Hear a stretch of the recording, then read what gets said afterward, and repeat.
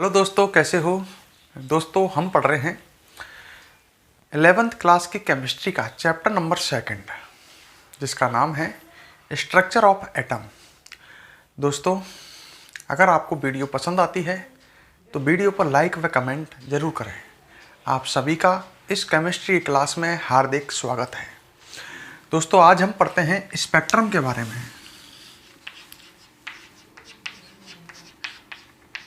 Spectrum क्या होता है, स्पेक्ट्रम के बारे में जानते हैं। ठीक है, देखो स्पेक्ट्रम क्या होता है। जब श्वेत प्रकाश, मान लो ये आपके पास ये टॉर्च है और ये आपसे टॉर्च से कौन सा प्रकाश निकल रहा है, श्वेत प्रकाश। श्वेत प्रकाश जो होता है इसमें 7 रंग होते हैं, आपको पता ही है। ये श्वेत प्रकाश 7 रंगों से बना होता है, बैंगनी, नीला, आसमानी, हरा, पीला, नारंगी, लाल। तो ये कोई स्रोत है, टॉर्च है, इससे ये श्वेत प्रकाश निकल रहा है। इस प्रकाश को एक प्रिज्म पर डाला मैंने, प्रिज्म पर आपतित किया। प्रिज्म, ये वास्तविक नाम है इसका निकोल प्रिज्म। ये फिजिक्स की लैब में आपको देखने को मिलेगा। ऐसा ही एक त्रिभुजाकार आकृति का एक प्रिज्म होता है कांच का।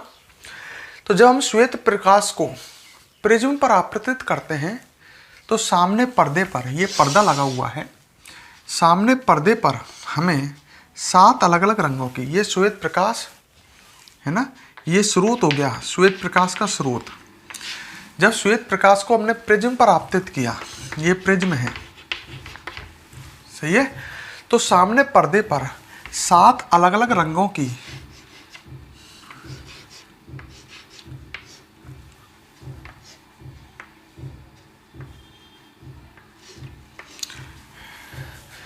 तो सामने पर्दे पर 7 अलग अलग रंगों की,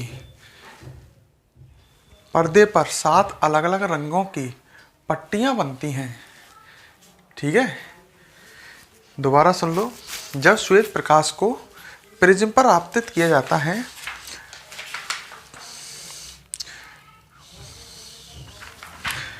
दोबारा सुनो। जब श्वेत प्रकाश को सामने प्रिज्म पर आपतित किया जाता है तो श्वेत प्रकाश में उपस्थित विद्युत चुंबकीय विकिरणें, आपको पता ही है श्वेत प्रकाश में 7 अलग अलग रंगों की विद्युत चुंबकीय विकिरण होती हैं। ये सामने पर्दे पर, ये पर्दा है, सामने पर्दे पर 7 अलग अलग रंगों की रेखाएं बनाती हैं। ठीक है, इस चित्र को हम कहते हैं, पर्दे पर बना जो ये चित्र है जिसमें 7 अलग अलग रंगों की रेखाएं हैं, इस चित्र को कहते हैं स्पेक्ट्रम। ठीक है, 7 अलग अलग रंगों की रेखाएं बनेंगी। नीचे नीचे रेखा बनेगी बैंगनी रंग की, फिर नीले रंग की, आसमानी, हरा, पीला, नारंगी और लाल। इस तरह से पर्दे पर 7 अलग अलग रंगों की रेखाएं बनेंगी और इस चित्र को ही हम क्या बोलेंगे, जो पर्दे पर बना है ये चित्र ही क्या कहलाएगा, स्पेक्ट्रम। दोबारा सुन लो। जब श्वेत प्रकाश को प्रिज्म पर आपतित करते हैं तो श्वेत प्रकाश में उपस्थित विद्युत चुंबकीय विकिरणें, आपको पता ही है श्वेत प्रकाश में 7 अलग अलग रंगों की विद्युत चुंबकीय विकिरण होती हैं, इन 7 रंगों की। तो जब श्वेत प्रकाश को प्रिज्म पर आपतित करते हैं, प्रिज्म पर डालते हैं, तो श्वेत प्रकाश में उपस्थित विद्युत चुंबकीय विकिरणें प्रिज्म से गुजरकर सामने पर्दे पर 7 अलग अलग रंगों की विद्युत चुंबकीय, 7 अलग अलग रंगों की रेखाएं बनाती हैं। पर्दे पर बनने वाला यह चित्र स्पेक्ट्रम कहलाता है। ठीक है, तो अपन कह सकते हैं, आप समझ गए होंगे।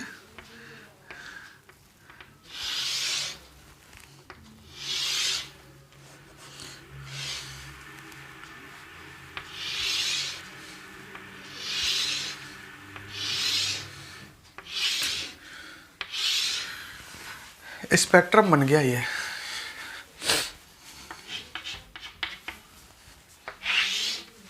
ठीक है, तो प्रिज्म पर ये अपने तो समझ गए होंगे। और ये पर्दे पर जो ये चित्र बना है रेखाओं का, अलग अलग रंगों की रेखाओं का, नीचे बैंगनी रंग की रेखा का है। इस मतलब 7 अलग अलग इंद्रधनुष देखा है ना आपने, इस तरह से 7 अलग अलग रंगों की रेखाएं बन जाती हैं। किस पर? प्रिज्म पर, इस पर पर्दे पर। और इन्हें क्या बोलेंगे हम? इस चित्र को क्या बोलेंगे? स्पेक्ट्रम बोलेंगे। तो हम ये बात लिख सकते हैं, जब श्वेत प्रकाश को, समझ लेंगे बहुत सरल चीज है, प्रिज्म पर आपतित करते हैं, आपतित करते हैं, तो श्वेत प्रकाश में उपस्थित विद्युत चुंबकीय विकिरणें, विद्युत चुंबकीय विकिरणें प्रिज्म से गुजरकर, प्रिज्म से गुजरकर सामने पर्दे पर 7 अलग अलग रंगों की रेखाएं बनाती हैं। 7 अलग अलग रंगों की रेखाएं बनाती हैं।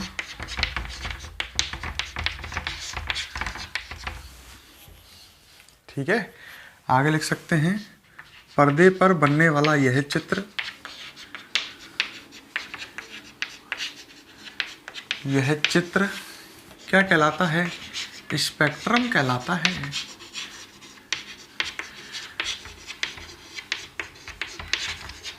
मतलब मैं सिंपल भाषा में कहूँ तो प्रिज्म ने क्या किया, ये श्वेत प्रकाश था, इसमें 7 अलग अलग रंगों की विद्युत चुंबकीय विकिरण थी। ये 7 अलग अलग विद्युत चुंबकीय विकिरण श्वेत प्रकाश में मिक्स थी, जब तो ये 7 विद्युत चुंबकीय विकिरण मिक्स होकर के श्वेत प्रकाश बना रही थी। जब श्वेत प्रकाश को मैंने प्रिज्म पर आपतित किया तो ये 7 विद्युत चुंबकीय विकिरण अलग अलग हो गई है।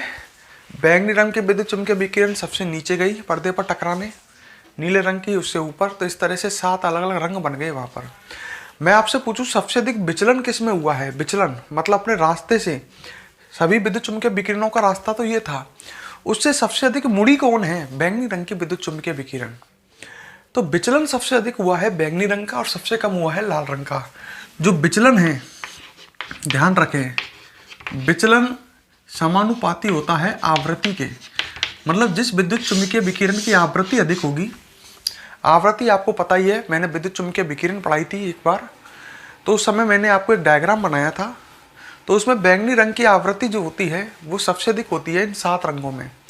बैंगनी रंग की आवृत्ति सबसे अधिक है तो उसका विचलन भी सबसे अधिक है। ठीक है, तो सबसे अधिक विचलन बैंगनी रंग का और सबसे कम होता है लाल रंग का। ऐसे याद रखो कि विचलन आवृत्ति के समानुपाती होता है। ठीक है, तो इसमें कोई समस्या है तो इसको यहां तक आप दोस्तों नोट करो।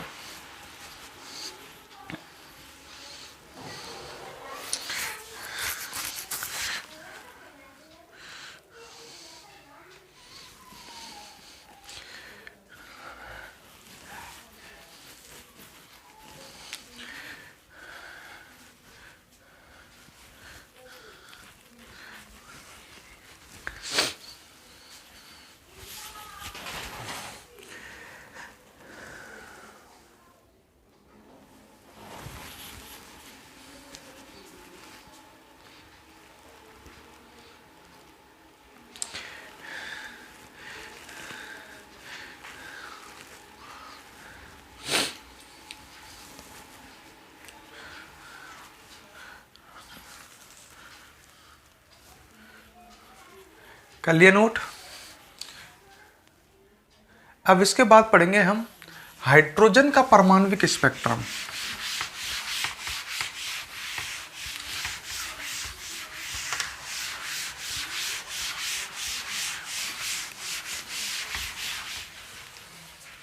हाइड्रोजन का परमाणविक स्पेक्ट्रम।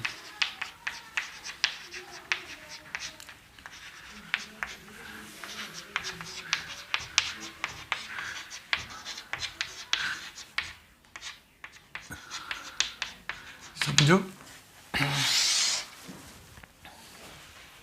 ठीक है, एक पात्र लिया आपने, ये देखो कैसा पात्र है।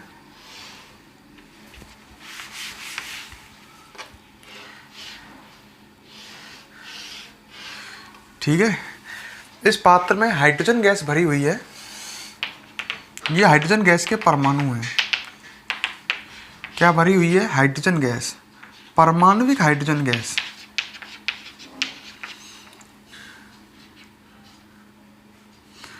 बात को ढंग से समझना, जब समझ में आएगी आपको। परमाणविक हाइड्रोजन गैस मतलब हाइड्रोजन गैस एक तो ऐसी होती है जो H2 अणुओं से बनी होती है, और एक हाइड्रोजन गैस ऐसी होती है जो H परमाणुओं से बनी होती है। तो ये परमाणविक हाइड्रोजन गैस है, मतलब इसके अंदर हाइड्रोजन परमाणु है, H2 अणु नहीं। तो हमने परमाणविक हाइड्रोजन गैस ली, इसमें विद्युत विसर्जन करवाया, बैटरी के प्लस से कनेक्ट, बैटरी के माइनस से कनेक्ट, इसमें विद्युत धारा प्रवाहित करी। तो एक पात्र है, ठीक है, इस पात्र में हाइड्रोजन गैस भरी हुई है। तो परमाणविक हाइड्रोजन गैस पर हमने विद्युत विसर्जन किया, मतलब विद्युत धारा प्रवाहित करी इसमें, बैटरी से इसे कनेक्ट करके।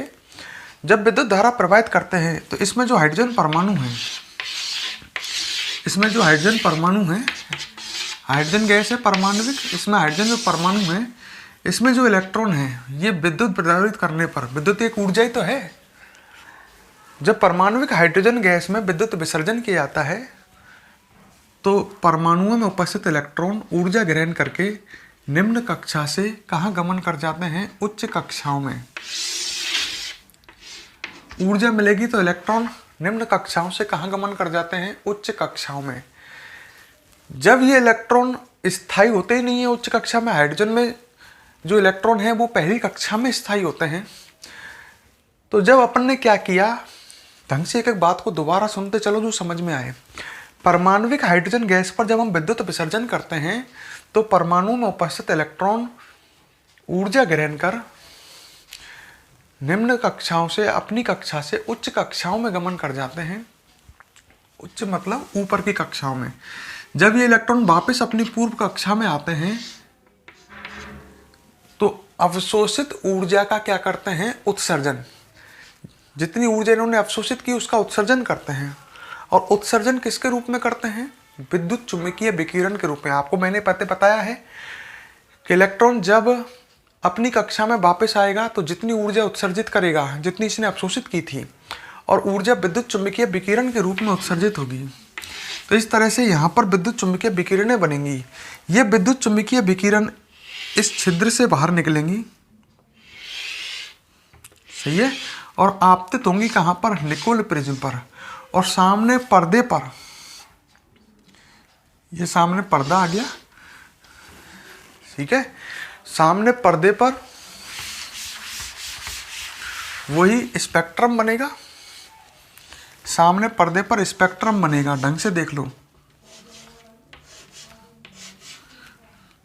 नीचे नीचे सामने पर्दे पर स्पेक्ट्रम बनेगा, नीचे नीचे जो पट्टी बनेगी वो लाइमन श्रेणी, फिर उससे ऊपर बामर,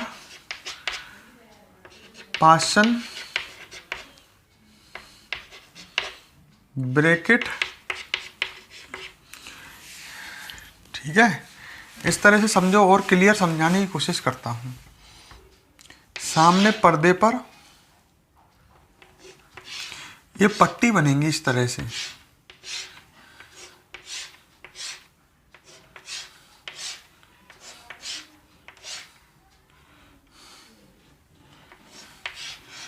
नीचे नीचे जो पट्टी बनेगी वो कौन सी श्रेणी कहलाएगी? लाइमन। तो अलग अलग रंगों की पट्टी बनेंगी, रेखाएं बनेंगी, अलग अलग रंगों की पट्टी बनेंगी। नीचे नीचे लाइमन श्रेणी, उसके ऊपर बामर, फिर उसके ऊपर पासन, फिर ब्रैकेट, नाम याद कर लो, फंड और हम्बर्ग। इस तरह से। तो जब अपन ने, अब दोबारा सुनो मेरी बात को, जब परमाणविक हाइड्रोजन गैस पर विद्युत विसर्जन किया जाता है तो परमाणुओं में उपस्थित इलेक्ट्रॉन उच्च कक्षाओं में गमन कर जाते हैं। जब ये इलेक्ट्रॉन वापस अपनी पूर्व कक्षाओं में आते हैं तो विद्युत चुम्बकीय विकिरणों का उत्सर्जन करते हैं। इन विद्युत चुम्बकीय विकिरणों को जब प्रिज्म पर आपतित करते हैं तो सामने पर्दे पर पट्टियां बनती हैं। ठीक है, या हम सिंपल कह सकते हैं सामने पर्दे पर स्पेक्ट्रम बनता है। तो ये स्पेक्ट्रम बन गया है ना, इस तरह का सामने पर्दे पर स्पेक्ट्रम बनेगा, जिसमें नीचे नीचे जो पट्टी बनेगी वो लाइमन श्रेणी कहलाएगी। उससे ऊपर लाइमन, बामर, याद कर लो, पास्चन, ब्रैकेट, फंड और हम्बर्ग, इस तरह से पट्टिकाएं बनेंगी। ठीक है, ये कौन सा स्पेक्ट्रम है? हाइड्रोजन स्पेक्ट्रम है। तो हम इस बात को लिख सकते हैं, जब एक बात और समझ लेना, ऊटपटांग चीजें हैं पर समझ में आ सकती हैं जल्दी। परमाणविक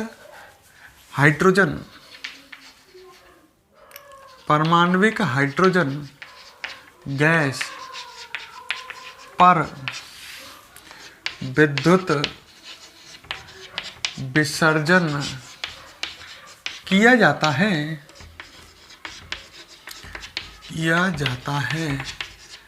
तो परमाणुओं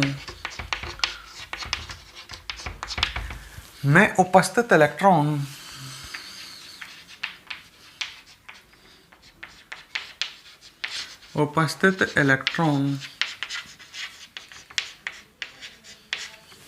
परमाणुओं में उपस्थित इलेक्ट्रॉन ऊर्जा ग्रहण कर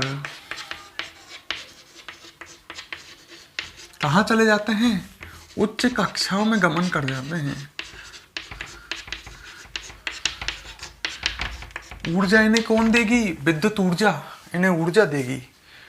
तो इलेक्ट्रॉन ऊर्जा ग्रहण कर उच्च कक्षाओं में गमन कर जाते हैं। जब ये इलेक्ट्रॉन पुनः अपनी पूर्व कक्षा में आते हैं,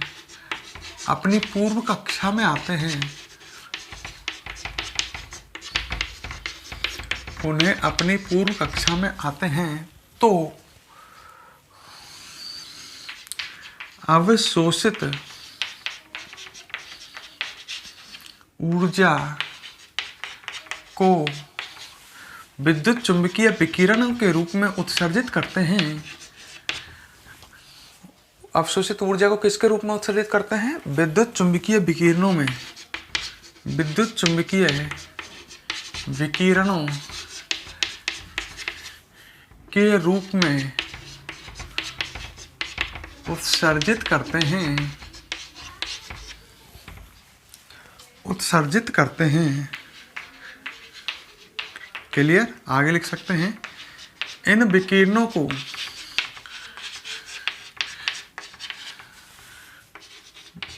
जब प्रिज्म पर आपतित करते हैं, ये विकिरण है, इन विकिरणों को जब प्रिज्म पर आपतित करते हैं तो सामने पर्दे पर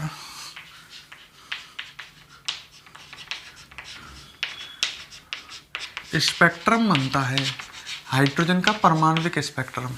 सही है? एक बात और सुनो, ये जो पट्टी बनी है ये लाइमन है, लाइमन श्रेणी है।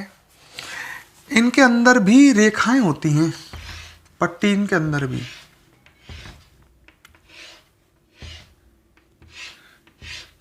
ढंग से देखो, पट्टियों के अंदर भी रेखाएं होती हैं और इन रेखाओं को बोलते हैं, मेरे शब्दों को याद रखो, इन रेखाओं को क्या बोलते हैं? स्पेक्ट्रमी रेखा। जो स्पेक्ट्रम में रेखा बन रही है, स्पेक्ट्रमी रेखा। तो सामने पर्दे पर पट्टी बनी और पट्टियों के अंदर रेखा है, जिन्हें क्या बोलेंगे? स्पेक्ट्रमी रेखा बोलेंगे। तो इस तरह से आप यहाँ तक इसे नोट करें, फिर अब मैं आगे आपको इसे समझाता हूँ।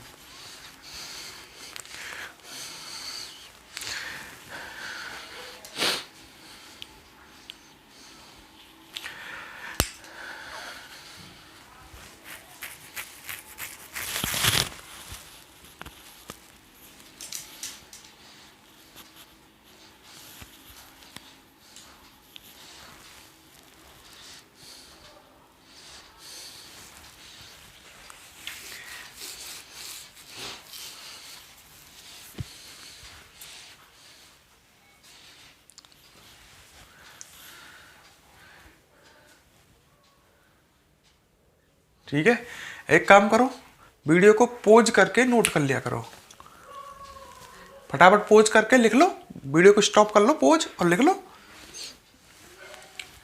लिख लिया? अब मैं आपको एक डायग्राम से समझाता हूं इसे।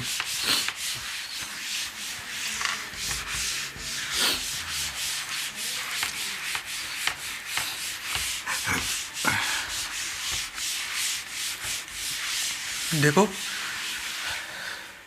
मैं एक डायग्राम से समझाता हूं। ये नाभिक है हाइड्रोजन परमाणु का, ठीक है, ये हाइड्रोजन परमाणु का नाभिक है और ये इसमें कक्षाएं हैं।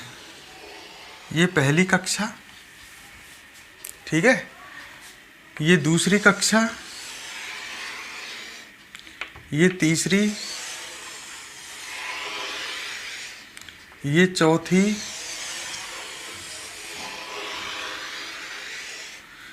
ये पांचवी,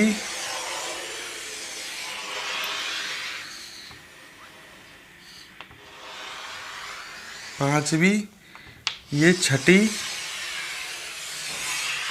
सामने देखो और समझो, और ये सातवीं।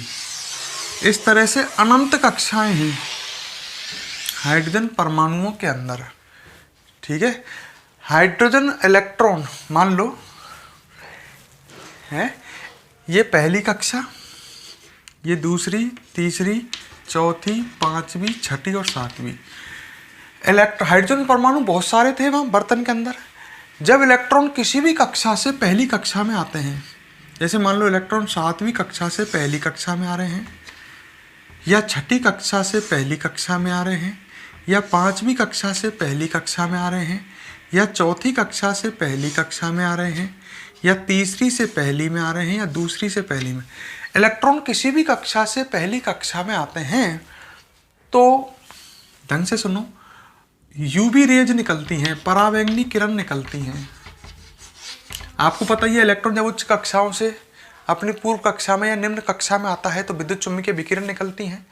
इलेक्ट्रॉन जब हाइड्रोजन परमाणु है बहुत सारे, किसी भी हाइड्रोजन परमाणु में जब इलेक्ट्रॉन किसी भी कक्षा से पहली कक्षा में आते हैं तो परावैंगनी किरण निकलती हैं।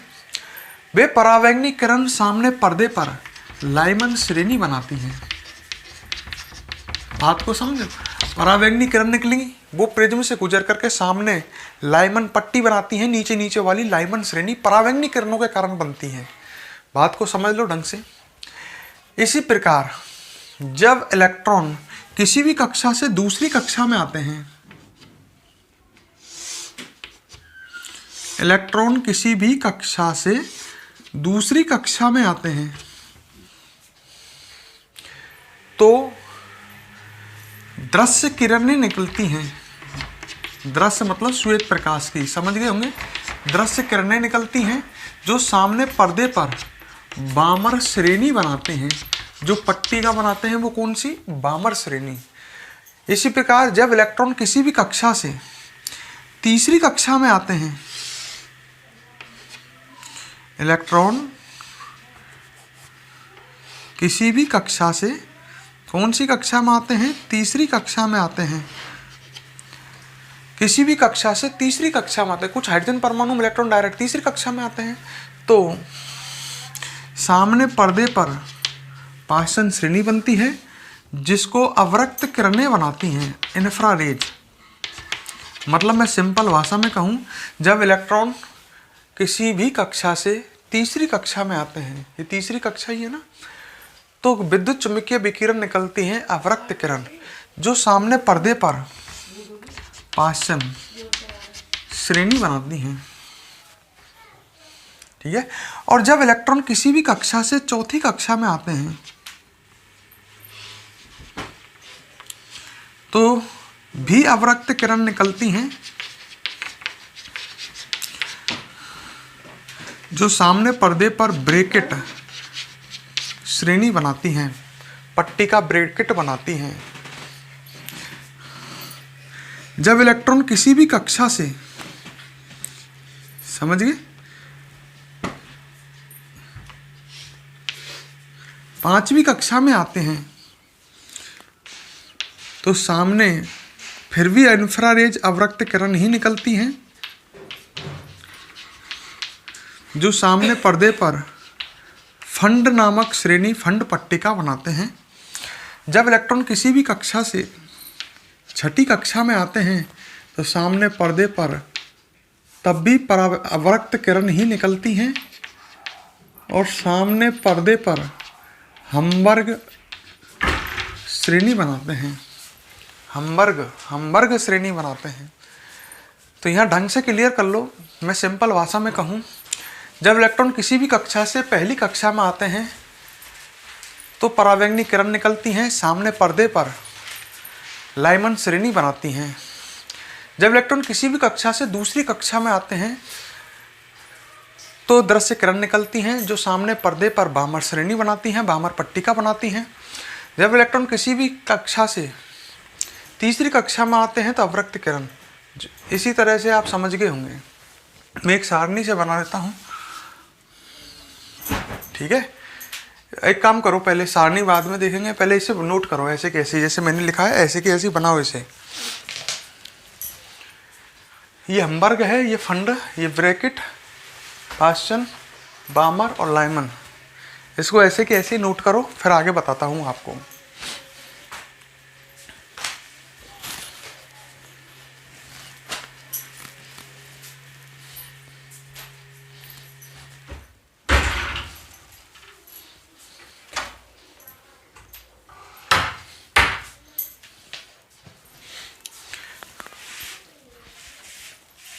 पोज करके नोट किया करो, अल्लाह मत करे यार।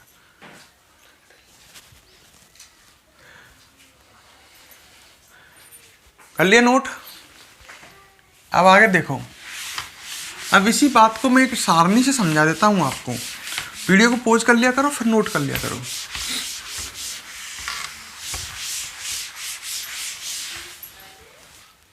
ठीक है, इसी बात को मैं ऐसे समझा देता हूं एक सारणी से।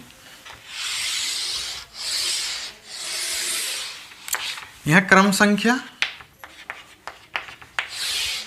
फिर श्रेणी का नाम, उत्सर्जित विकिरण,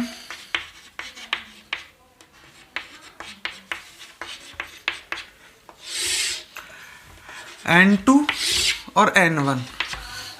समझ में आएगा। देखो, क्रम संख्या 1, 2, 3, 4, 5 और 6। श्रेणी लाइमन, यही आप नाम आए थे। श्रेणी का नाम लाइमन, बामर, पास्चन, ब्रैकेट,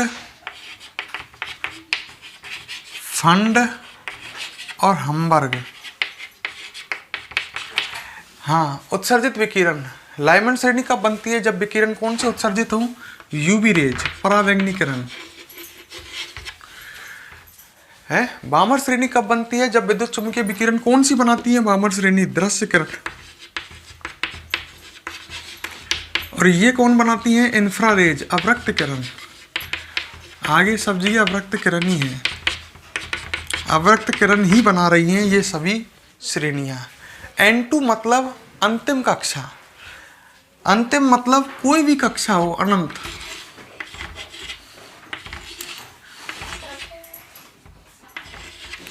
मतलब N2 का मान हो सकता है 2 से अनंत, 2 से अनंत है। मतलब इलेक्ट्रॉन दूसरी कक्षा से चाहे पहली में है, N1 का मान 1। तो इलेक्ट्रॉन किसी भी कक्षा से, दूसरी से ले अनंत भी कक्षा से, जब पहली कक्षा में आता है तो ये निकलती है लाइमन विद्युत चुम्बकीय या परावैंगनी किरण निकलती है, जो लाइमन श्रेणी। इलेक्ट्रॉन जब दूसरी कक्षा में आता है तो दृश्य किरण निकलती है। कौन सी कक्षा से? तीसरी से अनंत भी। मतलब तीसरी, चौथी, पांचवी, छठी, किसी भी कक्षा से इलेक्ट्रॉन जब दूसरी कक्षा में आते हैं तो दृश्य किरण निकलती हैं, जो सामने पर्दे पर बामर श्रेणी बनाती हैं। इलेक्ट्रॉन जब तीसरी कक्षा में आता है, किसी भी कक्षा से, चौथी से अनंत भी, तो अवरक्त किरण निकलती हैं, जो सामने पर्दे पर पाषाण श्रेणी बनाती हैं। इलेक्ट्रॉन किसी भी कक्षा से चौथी कक्षा में आए, पांचवी में आए, छठी में आए, 5 से अनंत, 6 से अनंत, 7 से अनंत, सही है। तो इस तरह से बनेंगी। अब ये समझने की कोशिश कर लो, आपके ब्रेन में बैठ जाए तो ठीक है। तो इसे भी आप फटाफट नोट कर लें।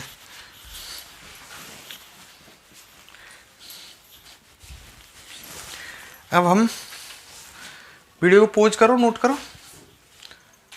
इसके बाद आगे हम नेक्स्ट क्लास में पढ़ेंगे। ठीक है।